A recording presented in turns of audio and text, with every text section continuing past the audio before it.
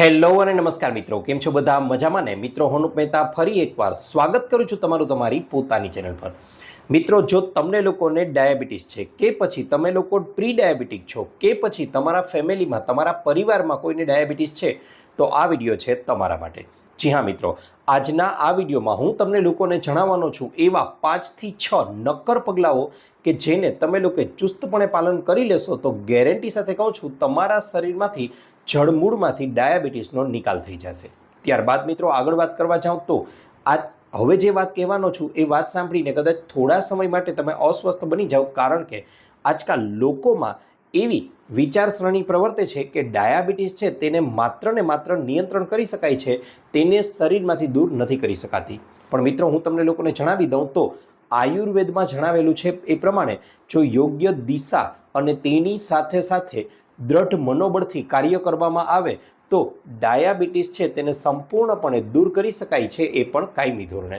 હવે આ માટેની સંપૂર્ણ શું કરવું જોઈએ તેના માટેની સંપૂર્ણ ભવિષ્યની રૂપરેખાઓ, આ ઉપરાંત રોજબરોજ તમે લોકો ખાણીપીણીમાં કેવી કેવી ભૂલો કરો છો તેની સાથે સાથે આયુર્વેદમાં ઉલ્લેખ કરેલો, આયુર્વેદની સંહિતાઓમાં જણાવેલી ડાયાબિટીસની શ્રેષ્ઠ ઔષધિઓ કઈ છે તે વિશેની સંપૂર્ણ ચર્ચા આજના આ વિડીયોમાં કરવાનો છું.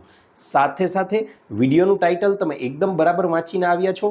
ડાયાબિટીસમાં પાણીનો શું રોલ છે અને તેની સાથે સાથે કઈ રીતે પાણી પીવાથી ડાયાબિટીસ છે તેમાં સારામાં સારો ફાયદો થાય છે તેના વિશેની પણ ચર્ચા આજના આ વિડીયોમાં કરવાનો છું. મિત્રો, હું તમને લોકોને વિશ્વાસ સાથે કહું છું કે આ વિડીયોને તમે લોકો સંપૂર્ણ જોઈ લેશો, જરા પણ સ્કીપ કર્યા વિના, તો ડાયાબિટીસને લગતા અન્ય કોઈ પણ વિડીયો તમારે જોવાની જરૂર નહીં પડે. તમારા મનમાં જે શંકા રહેલી છે તે સંપૂર્ણપણે દૂર થઈ જશે અને ડાયાબિટીસનો ઈલાજ પણ તમને લોકોને મળી રહેશે. તો ચાલો જરા પણ વાર ન લગાડતા સીધો જ શરૂ કરી દઈએ આજનો વિડીયો.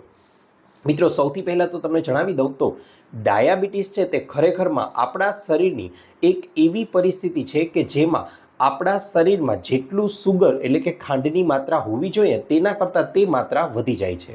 એનો મતલબ કે આપણા શરીરની અંદર 100 મિલીગ્રામ પર ડેસીલીટર કે પછી 200 મિલીગ્રામ પર ડેસીલીટર સુધી જ્યારે સુગરની માત્રા લોહીમાં હોય ને ત્યારે શરીર એમ કહે છે કે હું મેનેજ કરી લઈશ, કાંઈ ચિંતા કરવાની જરૂર નથી. પરંતુ આ માત્રા જ્યારે એના કરતાં પણ વધી જાય છે ત્યારે આ પરિસ્થિતિને જ આપણે લોકો ડાયાબિટીસ તરીકે ઓળખીએ છીએ. મિત્રો, હંમેશા એક બાબતનું આપણે લોકોએ ધ્યાનમાં રાખવું જોઈએ કે વધેલી સુગર એ માત્ર ને માત્ર ડાયાબિટીસનું લક્ષણ છે. જી હા મિત્રો, ડાયાબિટીસનું મૂળ નહીં.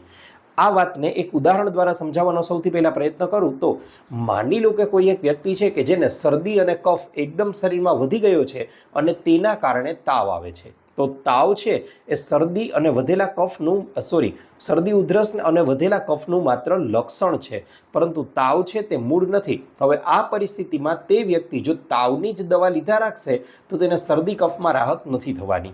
બસ આ જ પરિસ્થિતિ આપણી સાથે પણ બને છે કે ડાયાબિટીસમાં વધેલી સુગર છે તે માત્ર તેનું લક્ષણ છે, તેનું મૂળ નહીં. મિત્રો, કારણ કે ડાયાબિટીસનું મૂળ તો ઇન્સ્યુલિન રેઝિસ્ટન્સ છે. હવે સૌથી પહેલાં તો આપણે લોકો ડાયાબિટીસને બરાબર રીતે જો સમજી લેશું ને તો અડધો પ્રશ્ન તો અહીંયા જ ઉકેલ આવી જશે. પહેલાં એ સમજીએ કે ડાયાબિટીસ છે શું.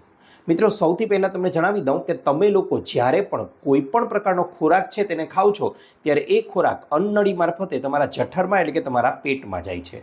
હવે બને છે એવું કે પેટમાં તેનું રૂપાંતર ગ્લુકોઝની અંદર થાય છે. હવે આ ગ્લુકોઝમાંથી શક્તિ ઉત્પન્ન કરવા માટે આપણે લોકોએ ફરજિયાત એ ગ્લુકોઝ છે તેને કોષોની અંદર દાખલ થવું ખૂબ જ વધારે જરૂરી છે. હવે કોષોની અંદર તેને દાખલ કરવા માટે એક અંતઃસ્ત્રાવની જરૂર પડે છે અને તેનું નામ છે ઇન્સ્યુલિન. આમ ઉદાહરણ સાથે વાત કરવા જાઉં ને મિત્રો, તો ઇન્સ્યુલિન છે એ એવી ચાવી છે કે જે એક પ્રકારે કહેવા જાઉં ને તો ઓરડાને ખોલવા માટે ખૂબ જ વધારે જરૂરી છે. આ ઇન્સ્યુલિન નહીં હોય તો ગ્લુકોઝ છે તેને આપણે કોષોની અંદર દાખલ નહીં કરી શકાય. માટે ઇન્સ્યુલિન છે તે ખૂબ જ વધારે જરૂરી બની જાય છે અને આ ઇન્સ્યુલિનનું ઉત્પાદન આપણું પેન્ક્રિયાઝ એટલે કે સ્વાદુપિંડ છે તે કરે છે અને તે કોષોની અંદર દાખલ થાય છે અને તેના પરિણામ સ્વરૂપે આપણા દરેક અંગો છે તે યોગ્ય રીતે શક્તિ મેળવે છે અને શક્તિથી કાર્ય કરી શકે છે. હવે આ તો વાત થઈ સામાન્ય પરિસ્થિતિની, પણ બને છે એવું કે જ્યારે તમે લોકો વધારે માત્રામાં કાર્બોહાઈડ્રેટ્સનું સેવન કરો છો ત્યારે તમારા શરીરની અંદર સુગરનું લેવલ જે હોવું જોઈએ તેના કરતાં ધીમે ધીમે વધતું જાય છે. તેના પરિણામ સ્વરૂપે બનશે એવું કે આ વધારે સુગરના કારણે વધારે ગ્લુકોઝ ઉત્પન્ન થાય છે. વધારે ગ્લુકોઝ છે તેને વધારે કોષોમાં દાખલ કરવામાં આવે છે અને વધારે કોષોમાં દાખલ કરવા માટે પેનક્રિયાસ એટલે કે સ્વાદુપિંડ છે તે વધારે માત્રામાં ઇન્સ્યુલિનને ઉત્પન્ન કરે છે. પણ સમય એવો આવે છે કે એક સમયે કે જ્યારે કોષો છે તે સુગરથી ભરપૂર થઈ જાય છે અને હવે તેઓ આ વધારાની સુગર છે તેને સ્વીકારવાની ના પાડે છે.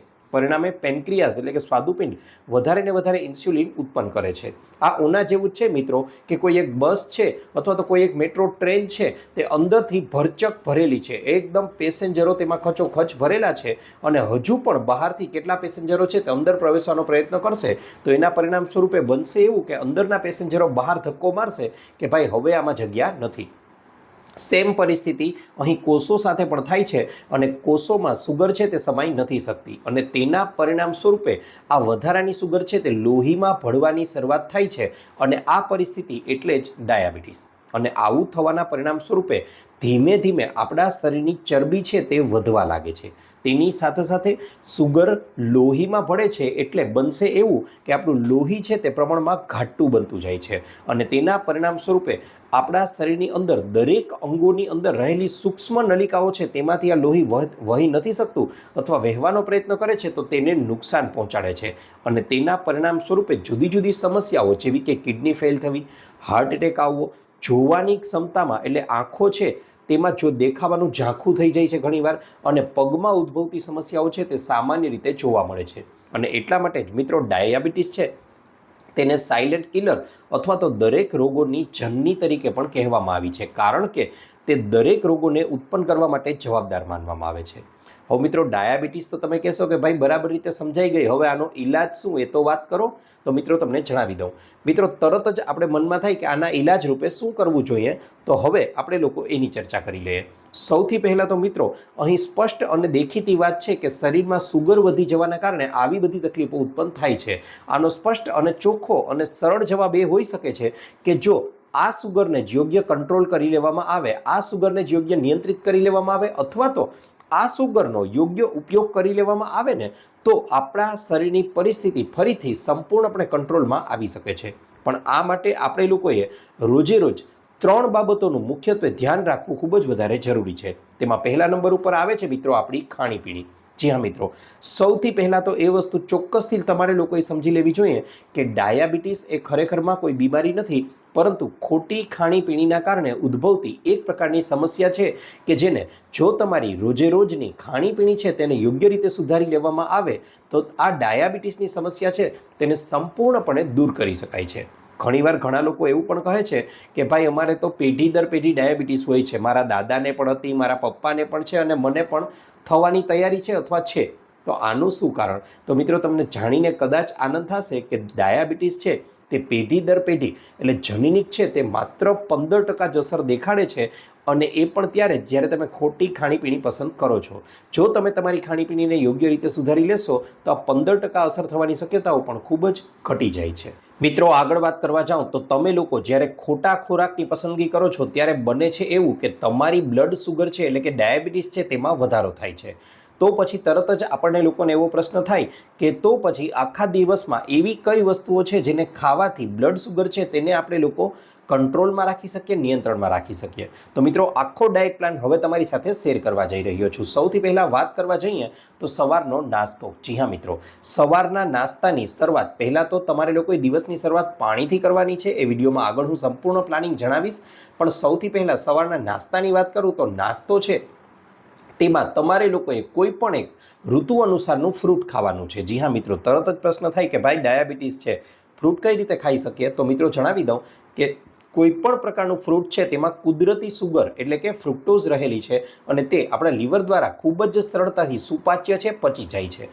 આ ઉપરાંત ફળોની અંદર માત્ર સુગર જ નહીં પણ તેની સાથે સાથે અન્ય પોષક તત્વો અને એન્ટીઓક્સિડન્ટ છે તે ભરપૂર માત્રામાં રહેલા છે. અહીં મિત્રો તમે થોડો ખાટો રસ ધરાવતા ફળો છે તેને ચોક્કસથી લઈ શકો છો. ખાસ કરીને વાત કરવા જાઉં તો તમે લોકો અહીં જાંબુ છે, જામફળ છે, સંતરા છે, મોસંબી છે, પાઇનેપલ છે, આવા ફળોને તમારા રોજિંદા નાસ્તાની અંદર સ્થાન આપી શકો છો। આ ઉપરાંત ઘણા મીઠા ફળો છે તેને પણ લઈ શકો, પણ આ મીઠા ફળો છે તેની માત્રા ખૂબ જ ઓછી રાખવી જોઈએ, જેમ કે કેળા છે, કેરી છે, ચીકુ છે, દ્રાક્ષ છે, ખજૂર છે। આ વસ્તુઓ એવી છે કે જેને નિયંત્રિત માત્રામાં તમે લોકો અહીં લઈ શકો છો। સાથે સાથે મિત્રો આગળ વાત કરવા જાઉં તો યાદ રહે, અહીં તમામ પ્રકારના જે ફળો મેં તમને જણાવ્યા છે એ ફળોને ખાવાના છે, નહીં કે તેનું જ્યુસ બનાવીને પીવાનું છે। કારણ કે ફળોનું જ્યુસ તમે બનાવો છો તો તેમાંથી ફાઇબરની માત્રા છે તે ઓછી થઈ જાય છે અને પરિણામે તે આપણી બ્લડ સુગરમાં સ્પાઇક લઈ આવવાનું કાર્ય કરે છે। હવે ઘણીવાર એવું બનશે કે ભાઈ 1-2 ફળોથી આપણે ધરાશું નહીં, આનાથી તો અમે સંતૃપ્ત નહીં થઈએ।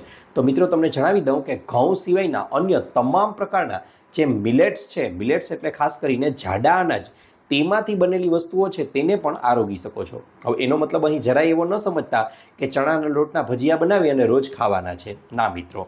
અહીં તમે લોકો જાડા અનાજ અથવા મિલેટ્સનું લિસ્ટ ગૂગલમાં પણ સર્ચ કરી શકો છો, તેમાંથી કોઈ પણ મિલેટ્સની રોટલી કે રોટલા બનાવી અને તેનું સેવન પણ કરી શકો છો। તે તમારા શરીર માટે ખૂબ જ વધારે ઉપયોગી બની શકે છે। આ ઉપરાંત મિત્રો તમને લોકોને આગળની વાત કરવા જાઉં હવે તો હવે સવારના નાસ્તા પછી સમય આવે છે બપોરના ભોજનનો। જો મિત્રો તમને લોકોને યોગ્ય લાગતું હોય તો બપોરના ભોજનના બરાબર પહેલાં એક મોટો વાટકો ભરીને, જી હા મિત્રો, એક મોટો વાટકો ભરી અને તમારે લોકોએ અહીં સલાડનું સેવન કરવાનું છે। ખાસ કરીને ઋતુ અનુસારના જે સલાડ તમને મળી રહે તેનું સેવન કરવાનું છે। ખાસ કરીને કાકડી છે, બીટ છે, ગાજર છે, મૂળા છે, કોબી છે, આવી વસ્તુઓનું સેવન તમે લોકો કરી શકો છો। જો તમને કાચું સલાડ યોગ્ય રીતે ન ફાવતું હોય અથવા તમારા પાચનમાં તમને નુકસાન કરતું હોય તો તેને તમે ઉકાળીને પણ લઈ શકો છો, પણ આ સલાડનું સેવન કરવું ખૂબ જ વધારે જરૂરી છે। આનાથી બનશે એવું કે તમે થોડા ખોરાકમાં જ ખૂબ જ સરળતાથી ધરાઈ તો જાશો જ, પણ તેની સાથે સાથે લાંબો સમય સુધી તમારું પેટ છે તે પણ ભરેલું રહેશે અને જમ્યા પછી જે તમારી જમ્યા પછીની સુગરમાં ઉછાળો આવતો હતો તે પણ નહીં આવવા દે અને તમારું પેટ છે તેને લાંબો સમય સુધી ભરેલું રાખવાનું કાર્ય ખૂબ જ સારી રીતે કરશે। આ ઉપરાંત મિત્રો વાત કરવા જાઉં તો તેની સલાડ પછી તમે જે જમવાની થાળી બનાવો છો તે થાળીની અંદર પણ ઘઉંને સ્થાન ન આપતા, ભાતને સ્થાન ન આપતા, તેનું સ્થાન જુદા જુદા પ્રકારના મિલેટ્સને આપો અને આ મિલેટ્સમાંથી રોટલી કે રોટલા છે તે બનાવી શકો છો। મિત્રો એક મિલેટ્સનું નામ લેવા જાઉં તો કળથી, જી હા મિત્રો, કળથી છે તે ખરેખરમાં ડાયાબિટીસમાં દવા જેવું કામ કરે છે। સાથે સાથે મિત્રો વાત કરવા જાઉં તો તમે ડાયાબિટીસમાં રાજમા છે, ચણા છે, મગ છે, આનું પણ સેવન કરી શકો છો।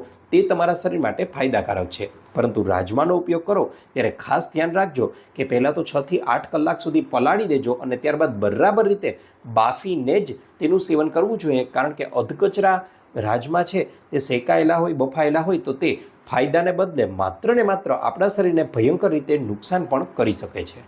મિત્રો ત્યારબાદ આગળ વાત કરવા જઈએ તો ડાયાબિટીસની અંદર એક વસ્તુ સમજી લેજો કે તમારે લોકોએ ઘઉં અને ચોખાનું સેવન નથી કરવાનું। જી હા મિત્રો, તેના બદલામાં ઓપ્શન તમને આપી શકું છું કે માનો કે તમારે ચોખામાંથી બનેલા ભાત ખાવા જ છે તો ભાતના બદલામાં તમે કોઈ પણ એક મિલેટ્સ પસંદ કરી લો। મિત્રો મિલેટ્સનો ઉપયોગ કરો ત્યારે એક વસ્તુનું ખાસ ધ્યાન રાખજો કે તેને 6 કલાક પહેલાં પાણીમાં પલાળી દેવાના છે અને તેમાં તેને ત્યારબાદ ભાતની જેમ જ સેવન કરી શકો છો। તેને દાળ સાથે પણ ખાઈ શકો છો, શાક સાથે પણ તેનું સેવન કરી શકો છો।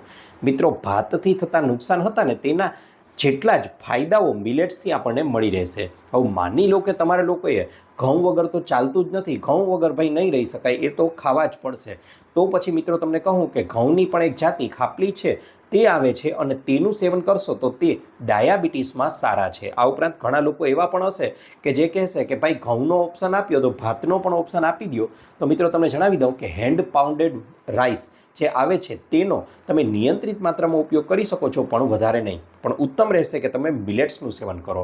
ઓવરઓલ મિત્રો વાત કરવા જાઓ તો ભોજનમાં તમારે અમુક સાવધાનીઓ બપોરના ભોજનમાં રાખવાની જરૂર છે, જેમ કે તમને અહીં કીધું એ પ્રમાણે કે રિફાઇન્ડ તેલ અથવા રિફાઇન્ડ સુગરનો ઉપયોગ નથી કરવાનો। રિફાઇન્ડ તેલના બદલામાં તમારે લોકોએ આપણી દેશી ઘાણીનું તેલ છે તેનો ઉપયોગ કરવો જોઈએ। મિત્રો રિફાઇન્ડ તેલ છે તે એકદમ શુદ્ધ હશે, જ્યારે દેશી ઘાણીનું તેલ છે તે થોડું પ્રમાણમાં મેલું હશે અને આ તેલ આપણા શરીર માટે ખૂબ જ વધારે ઉપયોગી છે, કારણ કે તે પોષક તત્વોથી પણ ભરપૂર છે। મિત્રો રિફાઇન્ડ તેલ છે તે આપણા ખરેખરમાં પેનક્રિયાસને પણ નુકસાન કરવાનું કાર્ય કરે છે। માટે અહીં રિફાઇન્ડ તેલના બદલામાં દેશી ઘાણીનું શુદ્ધ તેલ ખાવું જોઈએ અને આપણે લોકોએ તો ખાસ સિંગ તેલનો જ ઉપયોગ કરવો એ આપણા માટે ખૂબ જ વધારે ઉપયોગી અને ફાયદાકારક છે. આ ઉપરાંત મિત્રો આગળ વાત કરવા જાઉં તો સાંજે કદાચ તમને લોકોને ઘણીવાર એવું મન થશે કે ફરીથી ખાવાનું મન થઈ ગયું છે. પહેલાં તો બપોરનું ભોજન લો છો એમાં એટલી બાબતનું ધ્યાન રાખજો કે અહીં તમારે અનાજની માત્રાને ઘટાડવાની છે અને શાકભાજી જે બનાવેલું છે, શાક બનાવેલું છે તેની માત્રા વધારવાની છે. હવે ત્યાર પછી આ ભોજન પૂરું થાય એટલે સાંજનો સમય આવે અને સાંજના સમયે તમને લોકોને જો કોઈ વસ્તુ ખાવાનું મન થાય તો તરત જ બજારમાં નથી દોડી જવાનું, પરંતુ આના વિકલ્પ આપણે ઘરમાં જ રાખવાના છે.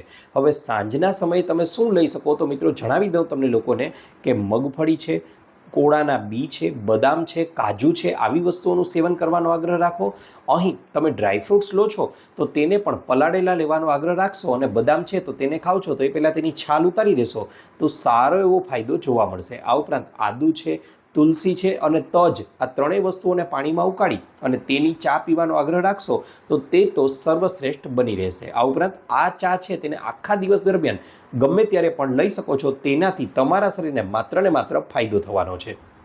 સાથે સાથે ખૂબ જ વધારે ભૂખ લાગી છે અને પડીકાઓ ખાવાનું મન થઈ ગયું છે તો મિત્રો તમને એનો પણ શ્રેષ્ઠ વિકલ્પ આપું છું. આના બદલામાં તમે લોકો મખાણા છે તેનું સેવન કરી શકો છો. શુદ્ધ દેશી ગાયનું ઘી કે જેને આપણે A2 ઘી તરીકે પણ ઓળખીએ છીએ, આ ઘી તમને મળી રહે તો તેની 1 થી 2 ચમચી તપેલીમાં ઉમેરી અને તેમાં થોડા મખાણા તમારે ખાવા હોય એટલે બરાબર રીતે એકદમ ગેસ ઉપર તેને શેકી લો, હલાવી લો, સરસ મજાના કડક થઈ જાય. ત્યારબાદ ઉપરથી થોડું સંચળ છે તે ભભરાવી દો અને ખાવાની શરૂઆત કરો.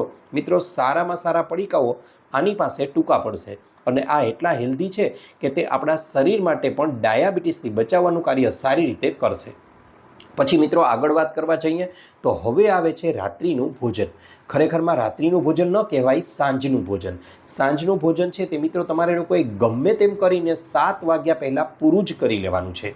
કારણ કે તમે લોકોએ માણસ જ નહીં પરંતુ પ્રાણીઓ, પશુ પક્ષીઓમાં પણ જોયું હશે અને આપણા દેશના કે આપણા રાજ્યના જે મહેનતુ ખેડૂત છે કે જે મહેનત કરી પરસેવો પાડી અને અનાજનું ઉત્પાદન કરે છે તે લોકોનું જીવન પણ જોજો, તેઓ હંમેશા સ્વસ્થ રહે છે અને તેની સાથે સાથે લાંબુ આયુષ્ય હોય છે.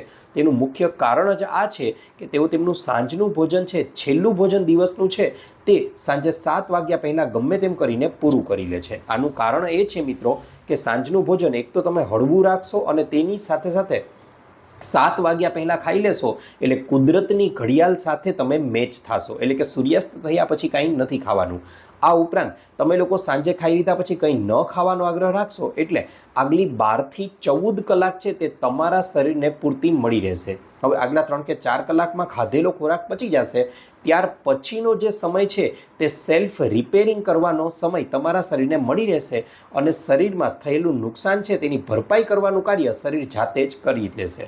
અને આ સમયને એક પ્રકારે આપણે લોકો ઉપવાસ પણ ગણી શકીએ છીએ અને ઉપવાસના ફાયદાઓ વિશે મારે તમને લોકોને જણાવવાની જરૂર નથી, તે તમે બધા જ લોકો જાણો છો. ત્યારબાદ મિત્રો આગળ વાત કરવા જાઓ તો હંમેશા તમારે લોકોએ રીંગણા છે, બટેટા છે, મકાઈ છે અને સોયા છે, આવી વસ્તુઓ છે તેનાથી બચવાનો આગ્રહ રાખવો જોઈએ. આવી વસ્તુઓનું સેવન ડાયાબિટીસની અંદર આપણે લોકોએ ન કરવું જોઈએ. રાત્રિના ભોજનમાં તમે ખીચડી છે, દાળ છે અથવા મિલેટ્સમાંથી કોઈ બનેલી વસ્તુઓ છે તેનું સેવન કરી શકો છો. મિત્રો સાથે સાથે વાત કરવા જાઉં તો ઘણા લોકોને એવો પણ પ્રશ્ન થાય કે ભાઈ મિલેટ્સ એટલે કે બાજરો છે, રાગી છે, જવ છે, જુવાર છે કે અન્ય કોઈ પણ મિલેટ્સ છે તેમાંથી રોટલી કે રોટલા બનાવીએ છીએ ને તો પાપડ જેવા થઈ જાય છે, એકદમ કટક કટક અવાજ આવે છે. તો મિત્રો યાદ રહે, આ વસ્તુઓમાંથી તમે જ્યારે રોટલા બનાવો છો ને ત્યારે તેનો લોટ છે તે ગરમ પાણીમાં બાંધવાનો આગ્રહ રાખો. એકદમ પોચી રૂ જેવી રોટલી કે રોટલા છે તે બનશે અને તમને ખાવાનો પણ આનંદ આવશે. ત્યાર પછી મિત્રો વાત કરવા જાઓ તો હવે મને નથી લાગતું કે તમને એ જણાવવાની જરૂર હોય કે તમારા લોકોએ પડીકાઓ છે, કોલ્ડ ડ્રિંક્સ છે, આઈસ્ક્રીમ છે, બહારનો તળેલો ખોરાક છે કે પછી બહારનો કોઈ પણ ખોરાક છે તેને ખાવાનો બંધ કરી દેવાનો છે. અને જો તમે આ વાતને સિરિયસલી નથી સમજતા તો મિત્રો હું જરા પણ એવું નથી માનતો કે તમે લોકો તમારી ડાયાબિટીસ પ્રત્યે જરા પણ ગંભીર છો. ત્યારબાદ મિત્રો આગળ વાત કરવા જાઓ તો ડાયાબિટીસના દર્દીઓ છે તેમણે ખરેખરમાં તો આગલા 3 કે 4 મહિના સુધી તો દૂધ કે દૂધની બનાવટોની વસ્તુઓ છે તેને સંપૂર્ણપણે અવોઇડ કરવી જોઈએ, તેનો ત્યાગ કરવો જોઈએ. મિત્રો ડાયાબિટીસના દર્દીઓ છે ને તેને જો ઉપયોગમાં લેવી હોય તો સંપૂર્ણપણે મીઠી વસ્તુઓ જે છે કે જે કુદરતી છે તેનો ઉપયોગ કરી શકે છે. આર્ટિફિશિયલ કોઈ પણ વસ્તુઓનો ઉપયોગ નથી કરવાનો. આ માટે મેં તમને ફળોનું ઉદાહરણ આપેલું છે. આ ઉપરાંત જો મીઠી વસ્તુઓ ખાવાનું મન થાય તો ખૂબ જ નિયંત્રિત માત્રામાં તમે લોકો ગોળ છે, ગોળનો પાવડર છે, ખજૂર છે, ખજૂરનો પાવડર છે કે પછી જાંબુનું કે પછી લીમડાનું જે મધ આવે છે તેનો નિયંત્રિત માત્રામાં ઉપયોગ કરી શકો છો. આ ઉપરાંત મિત્રો આયુર્વેદની સંહિતાઓમાં ડાયાબિટીસ માટે જે શ્રેષ્ઠ વસ્તુઓનું સૂચન કરેલું છે એ પણ હવે તમને જણાવી દઉં તો તેમાંની પહેલી વસ્તુ છે તેનું નામ છે મેથી. જી હા મિત્રો, નામ સાંભળતા કદાચ સામાન્ય લાગે અને ઘણા લોકો તો એવું પણ કહેશે કે આનો પ્રયોગ તો અમે કરીએ છીએ પણ અસર નથી દેખાતી. તો મિત્રો જણાવી દઉં કે તેનો પ્રયોગ અને તેની અસર ત્યારે જ દેખાશે જ્યારે બાકીના નિયમોનું પણ પાલન કરવામાં આવશે. મિત્રો કઈ રીતે મેથીનો ઉપયોગ કરવાનો છે એ જણાવી દઉં તો સૌથી પહેલાં તો તમારે લોકોએ અડધી ચમચી જેટલા મેથીના દાણા છે તેને રાત્રે પાણીમાં પલાળી દેવાના છે. મેથી હવે તમને આ પ્રયોગથી કડવી નહીં લાગે. રાત્રે પાણીમાં મેથીના દાણા પલાળી દીધા પછી વહેલી સવારે તમે જ્યારે ઉઠો છો ત્યારે પાણી સૌથી પહેલાં પીવાનો આગ્રહ રાખવાનો છે. જી હા મિત્રો, વહેલી સવારે તમે લોકો જ્યારે ઉઠો ત્યારે 2 થી 3 ગ્લાસ જેટલું અને એમાં પણ જો થોડી હળદર ઉમેરી અને નવસેકું પાણી તેમાં ઉમેરી દો અને ત્યારબાદ આ પાણી પીવાનો આગ્રહ રાખશો તો તે તમારા શરીર માટે સૌથી શ્રેષ્ઠ છે. ત્યાર પછી આ પાણી પીધા પછી હું તમને અમુક કસરતો વિડીયોના અંતમાં સૂચવવાનો છું કે જે ડાયાબિટીસમાં વરદાનરૂપ સાબિત થઈ શકે છે. એ કસરતો કર્યાના અડધાથી પોણા કલાક પછી તમારે લોકોએ આ રાત્રિના સમયે પલાળેલી જે મેથી છે તેને હવે ચાવીને ખાઈ જવાની છે. મિત્રો રોજે રોજ આ પ્રયોગ કરવાનું શરૂ કરી દો. આનાથી તમારા લોકોની બ્લડ શુગર છે તે સંપૂર્ણપણે નિયંત્રણમાં આવી જશે. ત્યારબાદ આ પ્રયોગ થયો વહેલી સવારે કરવાનો. હવે એક પ્રયોગ સૂચવું છું જે તમે લોકોએ રાત્રે કરવાનો છે. રાત્રે મિત્રો તમારે લોકોએ અડધો ગ્લાસ જેટલું નવસેકું અથવા તો ગરમ, જો શક્ય હોય તો ગરમ પાણી લેવાનું છે. સૌથી પહેલાં એક ગ્લાસની અંદર તમારે લોકોએ 1 ચમચી જેટલો આમળાનો પાવડર ઉમેરી દેવાનો છે અને તેમાં અડધાની પણ અડધી એટલે કે 5 ચમચી જેટલી હળદર ઉમેરી દેવાની છે. હવે તેની ઉપરથી ગરમ પાણી ઉમેરી દો અને બસ આ શોટ છે તેને પી જાઓ. આનાથી તમારી ડાયાબિટીસ છે તેમાં જબરજસ્ત ફેરફાર તમને લોકોને જોવા મળશે. આ પ્રયોગ આમળા અને હળદરનો પ્રયોગ રાત્રિના સમયે તમારે લોકોએ કરવાનો છે. મિત્રો તેની સાથે સાથે વિડીયોમાં આગળ હું તમને લોકોને કેટલીક એવી વસ્તુઓ પણ સૂચવવાનો છું કે જેના દ્વારા તમારી ડાયાબિટીસ છે તે સંપૂર્ણપણે કંટ્રોલમાં આવી જશે અને ડાયાબિટીસના પેશન્ટ છો તો તમારે લોકોએ આ વસ્તુઓને તો ચોક્કસ ખાવી જ જોઈએ. આ ઉપરાંત મિત્રો રાત્રિનું ભોજન લો છો તે પછી તમારે લોકોએ પાવર વોકિંગ પણ ચોક્કસથી કરવું જ જોઈએ. હવે તમને પ્રશ્ન થાય ભાઈ આ શું નવું લાવ્યા, પાવર વોકિંગ એટલે શું? તો મિત્રો તમને જણાવી દઉં. મિત્રો કોઈ પણ સમયે તમે જ્યારે ભૂખ્યા પેટે વોકિંગ કરો છો ને તો તેના બહુ ખાસ અસર શરીર પર નથી પડતી, પણ જ્યારે તમે જમીને ત્યારબાદ કદાચ 10 કે 15 મિનિટનું પણ વોકિંગ કરી લો છો ને તો તેનાથી બનશે એવું કે તમારા શરીરમાં જે આવેલી સુગર છે, જે આવેલો ગ્લુકોઝ છે તે સુપાચ્ય રીતે સરળતાથી પચી જાય છે અને તમારી જમ્યા પછીની સુગરમાં જે સ્પાઇક આવે છે તે નથી આવવા દેતો અને તમારું શરીર છે તે ડાયાબિટીસને સંપૂર્ણપણે કંટ્રોલમાં રાખી શકે છે. અને રોજનું જો 3 કિલોમીટર સુધીનું વોકિંગ થઈ શકે તો તેનાથી ઉત્તમ બીજું કાંઈ નથી. તે સંપૂર્ણપણે ડાયાબિટીસને કંટ્રોલમાં રાખવાનું કાર્ય કરે છે. માટે જમ્યા પછીનું વહેલી સવારે નાસ્તા પછી અથવા તો તમે જો એ શક્ય ન બને તો મોડી રાત્રે તમે જમી લો છો ત્યાર પછી હળવા મૂડમાં વોકિંગ કરવાનું છે. મિત્રો કોઈ દોડવાનું નથી કે પછી એકદમ હેવી કસરત નથી કરવાની. એકદમ હળવા મૂડમાં અને માત્ર તમારે લટાર મારવા જવાનું છે અને આનાથી તમારી સુગર છે તે ખૂબ જ સરળતાથી કંટ્રોલમાં આવી જશે. ત્યાર પછી મિત્રો આગળ વાત કરવા જાઉં તો એવી કઈ વસ્તુઓ છે કે જેને ડાયાબિટીસના દર્દીઓએ ચોક્કસથી ખાવી જ જોઈએ. મિત્રો ઉનાળાનો સમય અત્યારે ચાલી રહ્યો છે અને આ સિઝનમાં તમે કોઈ પણ શાક માર્કેટમાં જાશો ને તો ત્યાં તમને લોકોને ખૂબ જ સરળતાથી કોળું છે તે મળી રહેશે અને કોળાનું શાક છે તે ડાયાબિટીસના દર્દીઓ માટે વરદાનરૂપ સાબિત થઈ શકે છે. કારણ કે તેની અંદર ટ્રાઇગોલિન અને નિકોટિનિક એસિડ નામના તત્વો રહેલા છે કે જે ડાયાબિટીસને કંટ્રોલ કરવામાં ખૂબ જ મહત્વનો ભાગ ભજવે છે. સાથે સાથે મિત્રો કોળાનું શાક જ્યારે તમે બનાવો છો ત્યારે કોળું પસંદ કરતા સમયે એટલું ધ્યાન રાખવું કે કોળું હંમેશા લીલા રંગનું જ પસંદ કરવાનું છે અને શાક બનાવવા ટાણે તેની છાલ છે તેને નથી ઉતારવાની, આખું કોળું છે તેનું જ આપણે લોકોએ શાક બનાવી દેવાનું છે. આ ઉપરાંત કોળામાં સૌથી મહત્વનો ઘટક જો કોઈ વાપરવામાં આવતો હોય તો એ છે મેથી. અને મેથીનો ફાયદો હમણાં જ મેં તમને લોકોને જણાવ્યો કે કઈ રીતે ડાયાબિટીસમાં ખૂબ જ વધારે ઉપયોગી બની શકે છે. તેની સાથે સાથે કોળાનું શાક મિત્રો જ્યારે બનાવો છો ને ત્યારે તેની અંદર રહેલા બી છે તેને જરા પણ ફેંકવાના નથી. કારણ કે આમ તો બજારમાં આપણે લોકો પમ્પકિન સીડ એવું નામ આપી અને કોળાના બી ખરીદવા માટે 1,000 રૂપિયા 1 કિલો માટે ચૂકવીએ છીએ અને આ બીજ આપણને તૈયાર મળે છે તો ફેંકી શું કામ દેવા જોઈએ. કોળાના બીજ સહિત જ તેનું શાક બનાવવાનું છે. બસ એક તકેદારી રાખવાની છે કે કોળાનું શાક જ્યારે પણ તમે લોકો બનાવો છો ત્યારે ઉપરથી જે ખાંડ ઉમેરવામાં આવે છે તે નથી ઉમેરવાની. કારણ કે કોળું છે તે કુદરતી રીતે જ મીઠું હોય છે અને આનું શાક તમારે લોકોએ અઠવાડિયામાં ઓછામાં ઓછું 2-3 વાર તો ખાવું જ જોઈએ જો તમે લોકો ડાયાબિટીસના પેશન્ટ છો તો. મિત્રો ત્યાર પછીની જે વસ્તુની વાત કરવાનો છું કે જે ડાયાબિટીસની અંદર સારામાં સારી માનવામાં આવેલી છે તો તેનું નામ છે કારેલા. જી હા મિત્રો, આયુર્વેદમાં તો કારેલાને ડાયાબિટીસના એન્ટીડોટ તરીકે પણ સ્વીકારવામાં આવેલું છે.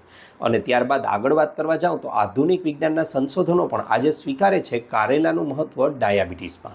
મિત્રો ડાયાબિટીસ છે તે અમુક ચોક્કસ પ્રકારના પેનક્રિયાઝ એટલે કે સ્વાદુપિંડની કાર્યક્ષમતાને વધારવામાં ખૂબ જ મહત્ત્વનો ભાગ ભજવે છે અને ઘણીવાર તો સ્વાદુપિંડના કેન્સરમાં પણ અહીં કારેલાનું જ્યુસ છે તેને સૂચવવામાં આવે છે. મિત્રો આ કારેલાના જ્યુસનું જો સેવન કરવામાં આવે તો તે ડાયાબિટીસમાં ખૂબ જ સારો એવો ફાયદો કરી શકે છે. ખાસ કરીને વહેલી સવારે નાસ્તો કરો છો તેના અડધા કલાક પહેલાં આ કારેલાના જ્યુસનું સેવન કરવું જોઈએ. હવે કારેલાના જ્યુસનું નામ આવે તો એટલે તરત જ આપણું મોં છે તે બગડી જાય.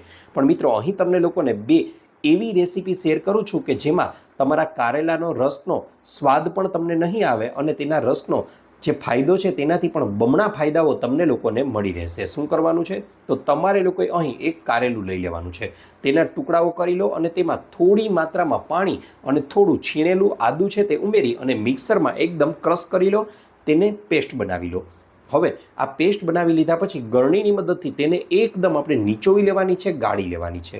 હવે આ જ્યુસની અંદર તમારા સ્વાદાનુસાર સંચળ છે અને લીંબુ છે તેને ઉમેરી દો અને બરાબર રીતે હલાવી લો.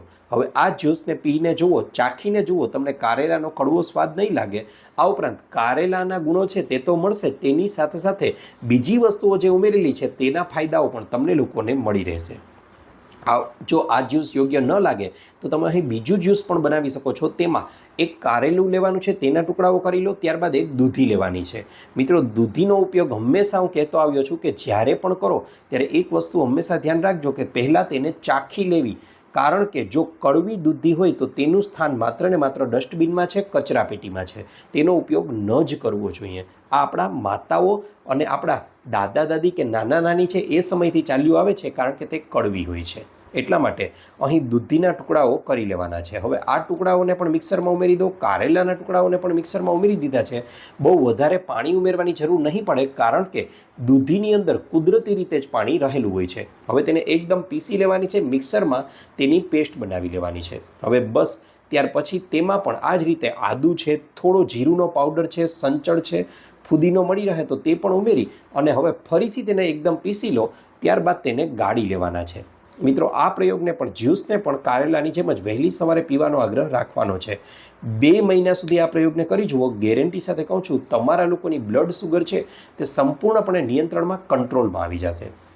આ ઉપરાંત મિત્રો વાત કરવા જાઉં તો આગળ હજુ પણ એક એવી વસ્તુ છે કે જેનું ઉનાળામાં સેવન કરી શકાય છે અને જે આપણા શરીર માટે ખૂબ જ વધારે ફાયદાકારક છે. તેનું નામ છે ભીંડા.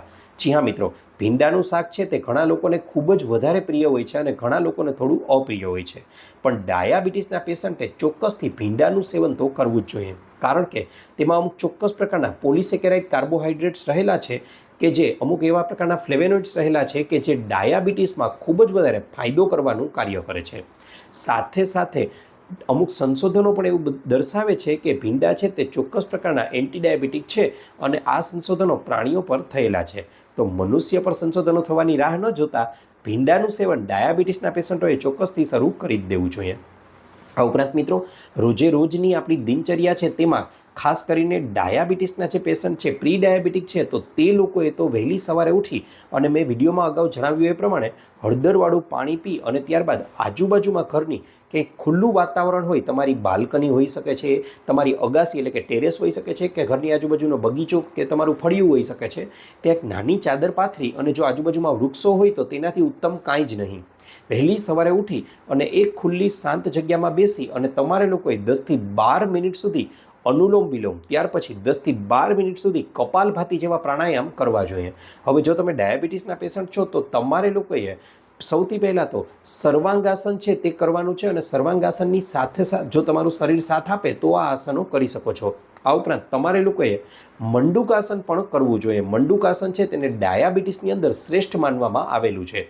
આ ઉપરાંત મિત્રો તમે લોકો તમારી કમરનો ભાગ છે ત્યાંથી જે બે પગ છે તેને પણ દિવાલના સહારે 90 ડિગ્રીના ખૂણે આ રીતે રાખી અને થોડી વાર માટે 1 મિનિટ સુધી રાખી શકો તો તે સર્વશ્રેષ્ઠ છે. તે પ્રયોગ પણ કરવો જોઈએ અને તેની સાથે સાથે હલાસન જેવા આસનો પણ કરી શકો છો. આ ઉપરાંત મિત્રો વાત કરવા જાઉં તો તમારે લોકોએ જો શરીર સાથ આપતું હોય તો સૂર્ય નમસ્કાર જેવા પણ આસનો કરી શકાય. તેનાથી સારો એવો ફાયદો જોવા મળશે. જો તમે લોકો કપાલભાતિ પણ 10 મિનિટ સુધી કરી શકો તો તે ઉત્તમ છે. તેનાથી મોટામાં મોટો ફાયદો એ થાય છે કે પેટ અને આજુબાજુના અંગો, કારણ કે શરીરનો નીચેનો ભાગ છે તે પણ આખો દિવસ કસરત કરે છે, એટલે કે પગ ચાલે છે.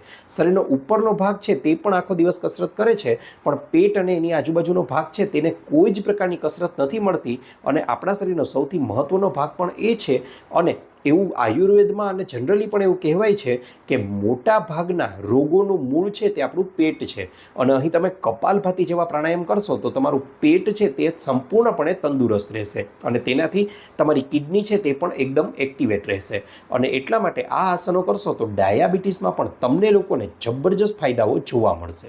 મિત્રો ત્યારબાદ એક અગત્યની હજુ વસ્તુ તમને લોકોને જણાવી દઉં તો એ વસ્તુ છે તમારે લોકોએ તમારા ખોરાકની અંદર થોડી ઘણી માત્રામાં એસિડિક વસ્તુઓનો ઉમેરો કરવો જોઈએ. હવે તમને થાય કે આ શું નવું લાવ્યા, તો મિત્રો તમને જણાવી દઉં કે એસિડિક વસ્તુઓથી મતલબ છે કે તમે લોકો હમણાં જણાવ્યું એ પ્રમાણે કોઈ પણ ખોરાકને જ્યારે ખાઓ છો ત્યારે એ ખોરાક અન્નનળી મારફતે તમારા પેટમાં જાય છે અને તેનું રૂપાંતર ગ્લુકોઝમાં થાય છે અને આ ગ્લુકોઝ છે તે જ કોષોમાં જઈ અને શક્તિમાં રૂપાંતર પામે છે. હવે ગ્લુકોઝમાં તેનું રૂપાંતર થશે અને એટલા માટે જ બને છે એવું કે જમ્યા પછીની આપણી સુગર છે તે વધીને આવે છે. હવે મિત્રો આ સુગરને જો લોહીમાં ભળતી ધીમી પાડી દેવામાં આવે, એટલે કે ફટાફટ ન ભળે અને એકદમ ઝડપથી જે સુગરમાં ઉછાળો આવે છે તે ન આવવા દઈએ તો આપણા શરીરની સુગર છે તે નોર્મલ જળવાઈ રહેશે. હવે આ માટે શું કરવાનું છે તો તમારે લોકોએ વહેલી સવારે નાસ્તો કરો છો તેના અડધા કલાક પહેલાં એપલ સાઇડર વિનેગર આવે છે તે 1 ચમચી પાણીમાં ડાયલ્યુટ કરી, એટલે પાણીમાં ભેળવી અને તે પી લેવામાં આવે તો આખો દિવસ દરમિયાન જમ્યા પછીની જે સુગર તમારી વધીને આવે છે તે નહીં આવે. હવે તમને ભાઈ થાય કે આ વસ્તુ અમારાથી શક્ય નહીં બને, એપલ સાઇડર વિનેગર અમારે ત્યાં મળતો નથી, તમે સ્પષ્ટ કદાચ આવું કહી દો તો મિત્રો તેના વિકલ્પ રૂપે એ પણ તમને જણાવું કે આના બદલામાં ખૂબ જ સરળ ઉપાય પણ તમને સૂચવી શકું છું કે તમે લોકો સવારના નાસ્તામાં કોઈ શાકભાજી લો છો અથવા બપોરના ભોજનમાં કે સાંજના ભોજનમાં લો છો તો તેનામાં ઉપરથી એકાદ લીંબુ છે તેને નીચોવી દેશો ને તો તેમાં પણ રહેલું સાઇટ્રિક એસિડ છે તે આ પ્રકારનું એસિડનું જ કામ કરે છે અને તેનાથી મોટામાં મોટો ફાયદો એ થશે કે જે તમારા બ્લડમાં જે સુગર ભળવાની ક્રિયા હતી તેને ધીમી પાડી દેશે અને તેના પરિણામ સ્વરૂપે જમ્યા પછીની જે સુગરમાં સ્પાઇક આવે છે તે નહીં આવવા દે અને તેના પરિણામ સ્વરૂપે તમારી બ્લડ સુગર છે તે નોર્મલ જળવાઈ રહેશે. હવે લીંબુ પણ નથી નીચોવી શકતા તો તમે લોકો જમવાની સાથે ચોક્કસથી 1 ગ્લાસ જેટલી છાશ અથવા તો એક મોટી વાટકી ભરી અને દહીંનું સેવન કરવાનો આગ્રહ રાખજો. તે પણ આ જ કાર્યને ખૂબ સારી રીતે કરી આપે છે. ત્યારબાદ મિત્રો વાત કરવા જાઉં તો ઘણા વડીલો કે જેમને ડાયાબિટીસ છે તેમને એટલી બધી તીવ્ર ઈચ્છા થાય છે મીઠી વસ્તુઓ ખાવાની. અહીં મીઠી વસ્તુઓ તરીકે હું મીઠાઈની વાત કરી રહ્યો છું. તેઓને સુગર જ્યારે ડાયાબિટીસ હોય છે ત્યારે મીઠી વસ્તુઓ ખાવાની અંદરથી એકદમ ઉત્તેજના આવે છે, એકદમ ખાવાનું મન થાય છે. તો મિત્રો જણાવી દઉં કે કદાચ ક્યારેક આવું બને અને ખૂબ જ ફરજિયાત થઈ જ જાય કે મારે ખાવી જ પડશે તો હંમેશા યાદ રાખજો જમ્યા પછી મીઠી વસ્તુ ખાવી જોઈએ, નહીં કે જમ્યા પહેલાં. કારણ કે જમી લો છો ત્યારે બનશે એવું ઘણીવાર એવો પ્રશ્ન થાય કે ભાઈ બધું અંદર જઈને તો મિક્સ જ થવાનું છે તો શું ફાયદો. તો મિત્રો તમને જણાવી દઉં કે તમે લોકો જ્યારે કોઈ પણ શાકભાજી કે ખાઓ છો ત્યારે તેનું પેટમાં એક લેયર બંધાઈ જાય છે અને તેના પરિણામ સ્વરૂપે જમ્યા પછી મીઠી વસ્તુ ખાશો તો તેનાથી બનશે એવું કે એમાં રહેલી જે સુગર છે તે ધીમે ધીમે લોહીમાં ભળશે. પણ જમ્યા પહેલાં જ સીધું ખાઈ લો છો તો તે સુગર સીધી જ તમારા લોહીમાં ભળી જાય છે અને પરિણામે બ્લડ સુગર જમ્યા પછીની છે તેમાં સ્પાઇક આવે છે. માટે આવી તકેદારીઓ પણ ચોક્કસથી રાખવી જ જોઈએ. ત્યારબાદ મિત્રો હવે વિડીયોના અંતમાં તમને લોકોને એક ખૂબ જ મહત્ત્વની વાત હું તમને જણાવી દઉં કે માત્ર ખાણીપીણીની તો આપણે વાત કરી, કેવી કેવી લાઇફસ્ટાઇલમાં સુધારો કરવો એ પણ વાત કરી, પણ ખાસ કરીને સમસ્યારૂપ બાબત જો કોઈ જોવા મળતી હોય તો એ છે વડીલોમાં. ખાસ કરીને જેમની ઉંમર 50 વર્ષ કે તેથી વધારે છે અને તેમને ડાયાબિટીસ છે તે લોકોમાં પૂરી રીતે હાઇડ્રેટેડ રહેવું પણ જરૂરી છે. હાઇડ્રેટેડનો મતલબ અહીં પૂરતી માત્રામાં પાણી પીવું પણ ખૂબ જ વધારે જરૂરી છે. કારણ કે આપણું મગજ છે, આપણા ફેફસા છે, આપણું લીવર છે, આપણી કિડની છે કે પછી આપણા શરીરનું કોઈ પણ અંગ છે તેમાં પાણી તો ભરપૂર માત્રામાં જરૂરી છે, તો જે પોતાનું કાર્ય યોગ્ય રીતે કરી શકે છે. હવે ઘણા વડીલો એવું કરે છે કે વહેલી સવારે ઉઠી અને સીધું જ ચા કે કોફી પીવાનો આગ્રહ રાખે છે અને ઘણા લોકો ફ્રૂટના જ્યુસ પીવાનો આગ્રહ રાખે છે અને તેને એ લોકો પ્રવાહી એટલે કે પાણી તરીકે સ્વીકારી લે છે અને પછી કહે છે કે અમે તો દિવસમાં પૂરતું પાણી પીએ જ છીએ. પરંતુ ના મિત્રો, આ પૂરતું પાણી નથી, કારણ કે ચા અને કોફી તો ડાયુરેટિક છે, એટલે કે તમારા શરીરમાંથી પાણીનો નિકાલ કરવાનું એ કાર્ય કરે છે. અને ફળોના જ્યુસ છે તેમાં તો સુગર ભરપૂર હોય છે અને જ્યુસને પીશો તો તેનાથી તમારી સુગરમાં સ્પાઇક આવશે, ઉછાળો આવશે. હવે એના બદલામાં તમારે લોકોએ ચોક્કસથી પૂરતી માત્રામાં પાણી પણ પીવું ખૂબ જ વધારે જરૂરી છે. હવે એનો મતલબ એવો જરાય નથી કે ઉનાળો છે તો આપણે ફ્રીજનું પાણી પીવું જોઈએ. ના, ઠંડુ પાણી પીવાનો આગ્રહ તો ક્યારેય ન જ રાખવો જોઈએ. સામાન્ય રીતે આપણે લોકોએ કાં તો રૂમ ટેમ્પરેચરના એટલે કે સામાન્ય ઓરડાના તાપમાનનું પાણી પીવું જોઈએ, અથવા તો જો શક્ય હોય તો થોડું પાણીને ગરમ કરી લો, નવશેકું પાણી પીવાનો આગ્રહ રાખશો તો તે તમારા શરીર માટે સર્વશ્રેષ્ઠ માનવામાં આવેલું છે. હવે પાણી ક્યારે સમય પી શકાય? એક તો જ્યારે તરસ લાગે ત્યારે તો પીવાનું જ છે, તેની સાથે સાથે સવારના નાસ્તાના અડધી કલાક પહેલાં એકાદ ગ્લાસ પી લો અને નાસ્તો કરી લીધાના એક દોઢ કલાક પછી પણ 1 થી 2 ગ્લાસ પી શકાય. સેમ વસ્તુ આ જ તમે લોકો બપોરના લંચ સમયે પણ કરી શકો છો. લંચના એકાદ કલાક કે અડધા કલાક પહેલાં 1 ગ્લાસ પાણી પી લો, લંચના 1-1.5 કલાક પછી પણ 1 થી 2 ગ્લાસ પાણી પીવો. સાંજે પણ કઈ વસ્તુ ખાવાનું મન થાય છે તો તેના અડધા કલાક પહેલાં પાણી અને એકાદ કલાક પછી ફરીથી 1-2 ગ્લાસ પાણી. અને રાત્રિનું એટલે કે સાંજનું ભોજન લો છો તેમાં પણ એવું જ કે તમે લોકો એકાદ ગ્લાસ છે તે જમ્યાના એકાદ કલાક પહેલાં અને જમ્યા પછી 1-1.5 કલાક પછી પણ તમે 1-2 ગ્લાસ પાણી પીવાનો આગ્રહ રાખશો ને. આ ઉપરાંત તમને લોકોને દિવસમાં જ્યારે પણ તરસ લાગે છે ત્યારે ચોક્કસથી પાણી પીવાનો આગ્રહ રાખશો તો આખા દિવસની પાણીની જરૂરિયાત છે તે ખૂબ જ સરળતાથી સંતોષાઈ જશે. અને પાણી યોગ્ય રીતે માત્રામાં તમારા શરીરની અંદર ચાલ્યું જશે તો ગેરંટી સાથે કહું છું મિત્રો, તમારી તમામ પ્રકારની ક્રિયાઓ ખૂબ જ સરળતાથી અને ફ્લેક્સિબલ રીતે ચાલ્યા કરશે અને તમારી ડાયાબિટીસમાં આ બાબત છે તે અવરોધરૂપ નહીં બનવા દે. અને ડાયાબિટીસને કંટ્રોલ કરવામાં પણ પાણી પણ એટલો જ મહત્વનો ભાગ ભજવે છે. માટે પાણી પીવાની તકેદારી પણ ચોક્કસથી લેવી જ જોઈએ. તો મિત્રો, આશા રાખું છું આપને મારો વિડીયો ગમ્યો હશે. જો તમને લોકોને પણ આ વિડીયોમાંથી કંઈક નવું જાણવા મળ્યું હોય ને તો વિડીયોને લાઇક કરવાનું ભૂલશો નહીં. અને તેની સાથે સાથે એવા કોઈ લોકોને તમે ઓળખતા હો કે જેમને ડાયાબિટીસ છે તો આ વિડીયો તેમની સાથે શેર કરવાનું પણ ભૂલશો નહીં. તેની સાથે સાથે જો વિડીયોને અહીંયા સુધી જોઈ જ લીધો છે તો મિત્રો, અમને લોકોને તમે એ ચોક્કસથી જણાવજો કે તમે આ વિડીયોને કયા ગામ, કયા શહેર, કયા તાલુકા, કયા જિલ્લા, કયા રાજ્ય કે પછી કયા દેશમાંથી જોઈ રહ્યા છો. અમને લોકોને ખૂબ જ વધારે આનંદ થાય છે કે અમારી ઓડિયન્સ અમને ક્યાંથી જોઈ રહી છે. આશા રાખું છું વિડીયો ગમ્યો હશે. આપનો ખૂબ ખૂબ આભાર.